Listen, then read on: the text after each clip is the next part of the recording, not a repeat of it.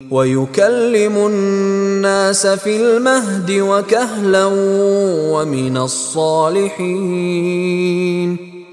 وَيُكَلِّمُ النَّاسُ فِي الْمَهْدِ وَكَهْلًا، اور وہ لوگوں سے گفتگو کرے گا گود میں بھی اور پوری عمر کا ہو کر بھی۔ کہولت 40 برس کے بعد آتی ہے، اور حضرت مسیح اٹھا لیے گئے، رفع سماوی ہوا 33 برس کی عمر میں۔ گویا کہ اس آیت کا تقاضا ابھی پورا نہیں ہوا ہے، اور اس سے اندازہ کر لیجیے اس کے کہنے کی ضرورت کیا تھی۔ پوری عمر کو پہنچ کر تو سبھی بولتے ہیں، اس کا اشارہ کیوں کیا گیا یہاں؟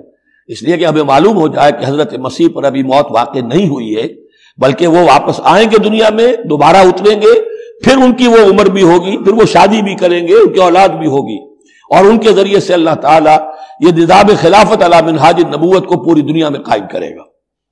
وَيُكَلِّمُ النَّاسَ فِي الْمَهْدِ وَكَهْلًا، اور وہ گفتگو کرے گا لوگوں سے اپنے گود میں بھی، تمہاری گود میں بھی، پگھوڑے میں بھی، اور بڑی پوری عمر کا ہو کر بھی، وَمِنَ الصَّالِحِينَ، اور یقیناً وہ بھی بہت ہی ہمارے نیکوکار بندوں میں سے ہوگا۔